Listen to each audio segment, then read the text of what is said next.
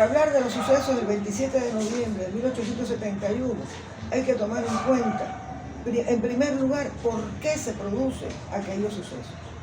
En primer lugar, la Universidad de La Habana, en aquel momento, ya era un espacio de rebeldía, de ambiente independentista dentro de los propios estudiantes. Ya desde tiempo anterior, en 1851, en la década del 50 en general, habían empezado a aparecer algunos carteles, algunos anónimos, donde se decía muera España, viva Cuba y viva libre. Y ya en la década del 60, inclusive esto llegó a letreros, a algunas imágenes, como por ejemplo el retrato de la reina de España degollada, una imagen del mapa de España sobre la imagen de un burro.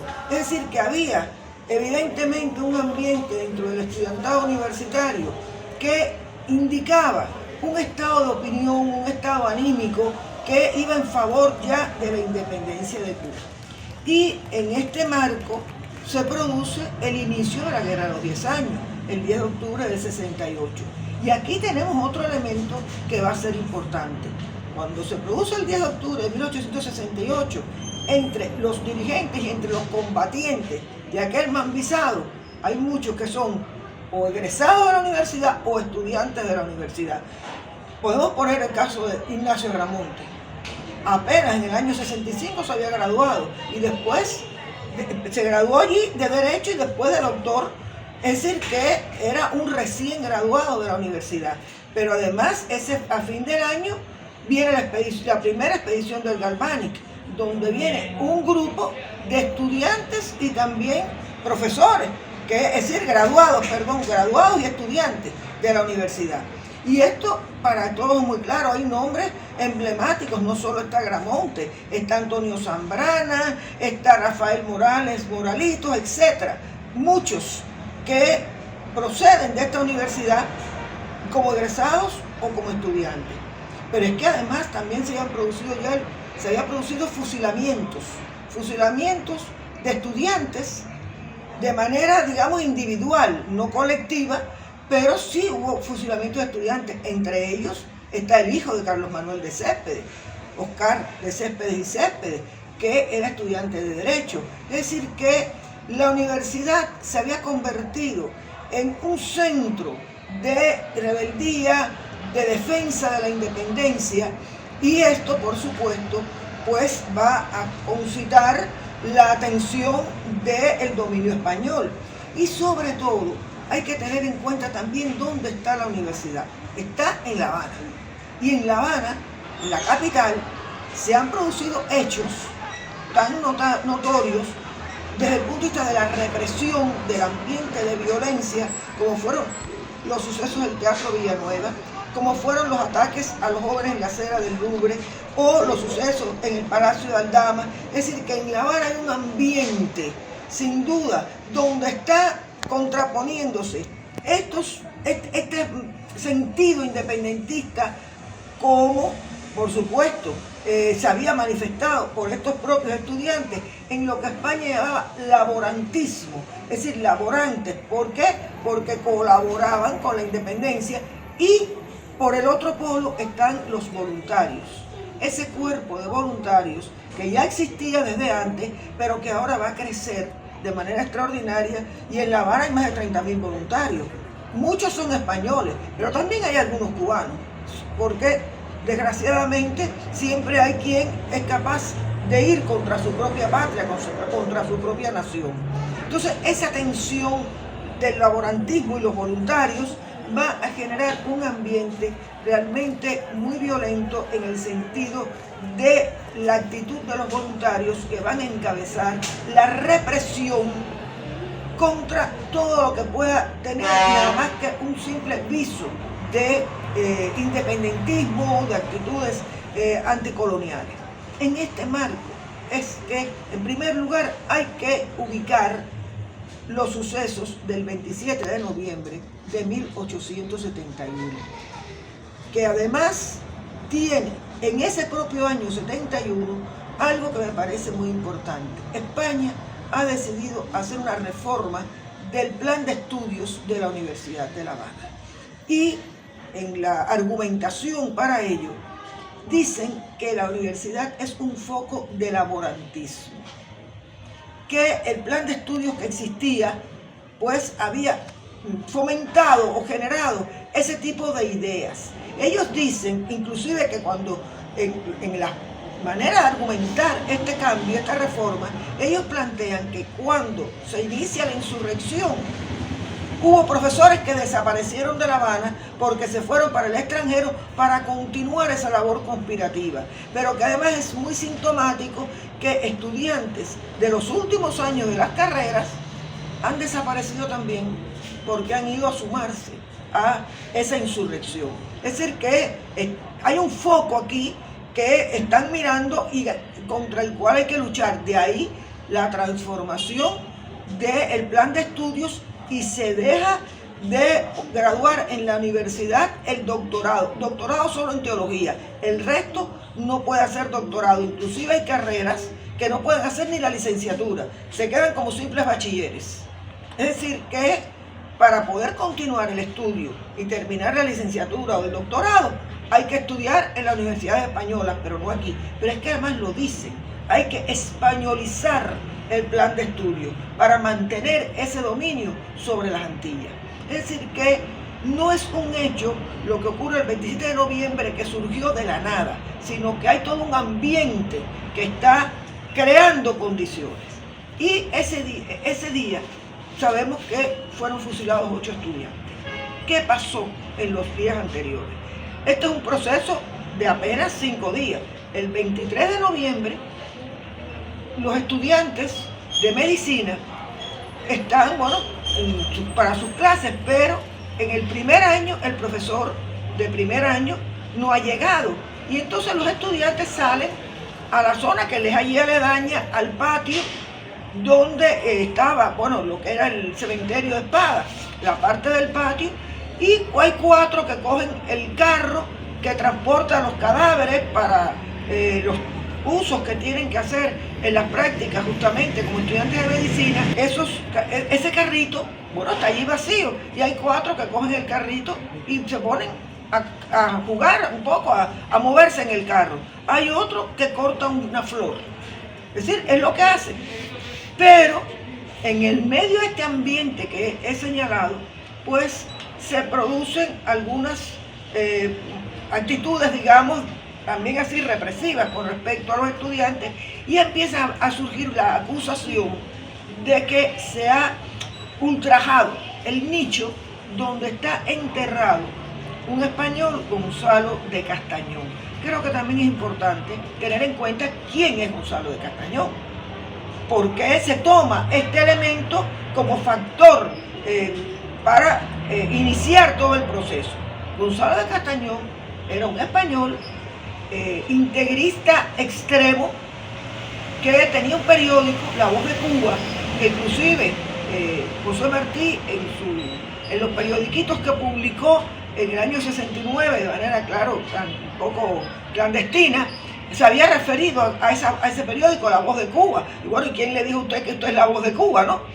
Este hombre había ido a Cayo Hueso y allí insultó a las cubanas, producto de lo cual un cubano lo mató y sus restos vinieron para acá.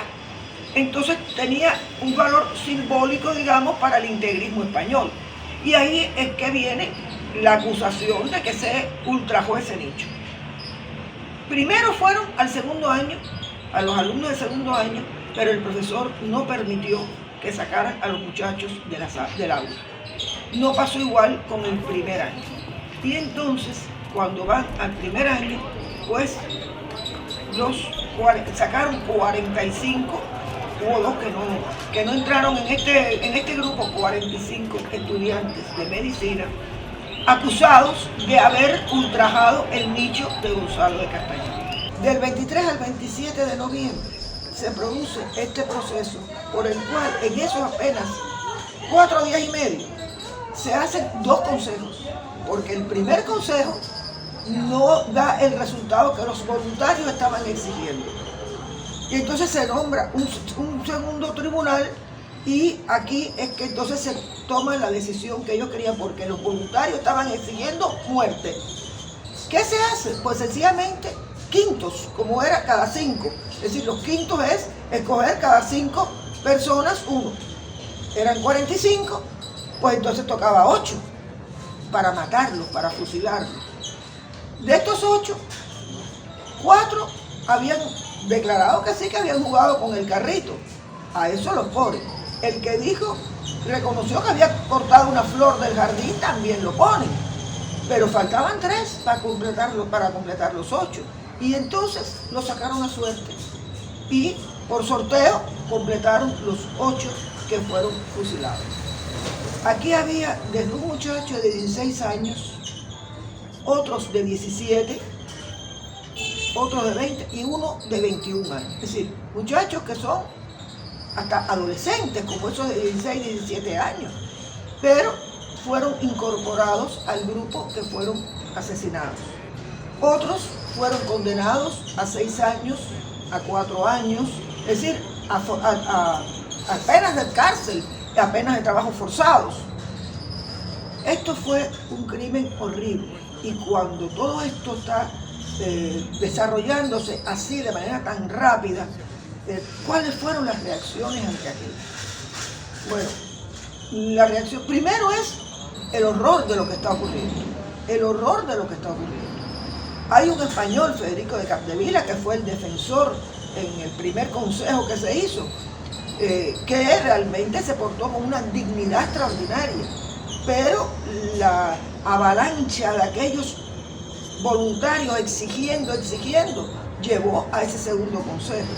Cuando ya estaba la decisión tomada, parecía ya no haber remedio.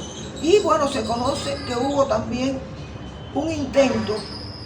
Lo que se conoció de momento es que hubo el informe, el reporte de 5 negros muertos cerca de la punta, 5 cadáveres. Sencillamente todo parece comprobar que hubo un intento por un grupo de los abacuás por rescatar a estos estudiantes condenados a muerte. Pero en el intento por rescatarlos, sencillamente pues también fueron, en este caso, asesinados. Es decir que esto provocó también este ambiente de algo como esto de los abacuás, que generalmente no ha sido algo muy conocido, pero que parece sí haber sido un hecho real. Inclusive uno de los abacuás pues decían hermano de leche de uno de estos estudiantes fusilados, porque habían sido amamantados por una esclava que era la mamá del negro y bueno, la que amamantó a este muchacho blanco. Para estudiar en la universidad había que tener recursos, había que tener dinero para pagar aquello, y más los que no vivieran en La Habana. Es decir, que no procedían de sectores pobres. Sin embargo, hubo esta reacción que me parece que realmente es muy importante tenerla en cuenta. Esta muerte, este asesinato de estos 8 estudiantes de medicina, a partir de aquí se convierte en un hecho que va a generar un gran símbolo. Va a ser un elemento simbólico de gran importancia. Los propios estudiantes universitarios, a partir de aquí, plantearon no asistir a clase los 27 de noviembre para rendir homenaje, rendir culto a sus compañeros asesinados. Y esto era también una expresión contra los métodos del colonialismo español. Al año, o a menos del año, es decir, al iniciarse el año siguiente, la corona española decretó la amnistía para aquellos que estaban presos, porque había sido un escándalo tan grande aquel hecho que llevó a la corona a tomar la decisión de amnistiar. Uno de aquellos presos era Fermín Valdés Domínguez, muy amigo, como sabemos, de José Martí. También hay que decir que uno de los fusilados había sido compañero de Martí, que es el caso de Anacleto Bermúdez, y que junto con Martí había publicado en el año 69 el periódico manuscrito Siboney, de carácter también independentista. Y Martí recibe, que está desterrado en España, allí recibe a Fermín Valdés Domínguez y otro compañero también que había sido condenado a 6 años. Al año es decir, en el primer aniversario de este suceso, en el año 72, Martí escribe un texto que lo firman Fermín y su otro compañero, donde denuncian lo ocurrido para imprimirlo, y lo imprimieron y lo repartieron por Madrid. Es decir, una denuncia en el corazón del imperio colonial. Pero Martí tiene unos versos que me parece reflejan muy bien el significado de aquel acontecimiento. Lo tituló A mis hermanos muertos el 27 de noviembre. Martí comienza diciendo: cadáveres amados los que un día en sueños fuisteis de la patria mía. Y va describiendo y describe su reacción ante esta noticia del fusilamiento de estos estudiantes. Y habla de cómo lloró. Y él dice que como ese llanto es también un compromiso, un juramento. Es un juramento para la lucha, para luchar por esa causa. Y en un momento del poema, él identifica al imperio colonial y todo aquello como el monstruo. Y le dice, se dirige al monstruo y le dice: ese cadáver que me hiciste, mira, que murió con un himno en la garganta. Es decir, este sentido de que ellos murieron con un himno en la garganta. Esto es muy importante, porque es verdad que son inocentes del delito que se les acusa, pero sí eran jóvenes que estaban en un medio, en un ambiente donde ellos eran partícipes de esas ideas de independencia, de esas ideas de libertad, de esas ideas inclusive de república. Esto es realmente el ambiente y el medio en que ellos están y del que son partícipes. De ahí, digamos que la dignidad con que ellos asumieron aquel terrible momento. El 27 de noviembre, lo ocurrido el 27 de noviembre de 1871 se convirtió en el gran símbolo del estudiantado cubano, muy en particular de la Universidad de La Habana, pero no solo de la Universidad de La Habana. Fermín Valdés Domínguez, cuando regresó de su destierro prácticamente en España, se dedicó a reivindicar la memoria de sus compañeros en el sentido de demostrar la injusticia que se había cometido. Y trabajó intensamente en eso y logró en 1887, cuando el hijo de Gonzalo de Castañón viene a Cuba para sacar los restos de su padre y llevarlos para España, allí él, delante de los que estaban presentes en aquel acto, le solicitó y le pidió al hijo de Gonzalo de Castañón que dijera, que testificara si ese nicho había sido ultrajado. Y el hombre tuvo que decir que no, que el nicho estaba en buen estado, no tenía problema. Es decir, demostró la injusticia que se había cometido en relación con la acusación de que fueron víctimas. Y a partir de aquí, pues desplegó toda una labor extraordinaria. Había primero que buscar dónde estaban los restos, porque los restos los habían tirado en una fosa común. Buscar los restos, sacarlos. Por coestación popular se hizo un monumento para hacer un nicho donde enterrar a los 8 estudiantes de medicina y rendirles tributo. Y fue coestación popular, y esto se hizo un gran monumento, y rescatar también el lugar donde habían sido fusilados, es decir, que se fueron rescatando estos lugares icónicos de aquel acontecimiento. Y por supuesto, cuando terminó el dominio colonial español, pues inmediatamente, de manera digamos que oficial, comenzó la conmemoración del 27 de noviembre. En la Universidad de La Habana, de manera oficial, se planteó el 27 de noviembre como una de las fechas de conmemoración en el calendario universitario. Pero los estudiantes, por su cuenta, sobre todo a partir de la creación de la FEU en 1922, asumieron esta fecha como una fecha de conmemoración y como una fecha de lucha, de combate por una universidad científica, una universidad cubana y por una patria libre, independiente, pero no solamente ya libre e independiente, sino también de justicia, de decoro y, por supuesto, que también sirvió para enfrentar al nuevo dominio externo que venía a través del dominio del imperialismo norteamericano. Y desde entonces, el 27 de noviembre, es una fecha de combate, de lucha, de afirmación de lo cubano, de afirmación de nuestra independencia y de afirmación de nuestra soberanía. Tenía mucha razón Martí cuando le decía al monstruo que mira lo que hiciste, lo que has creado es un símbolo, porque, como dijo él, cuando se muere en brazos de la patria agradecida, la muerte acaba, la prisión se rompe, empieza al fin con el morir la vida.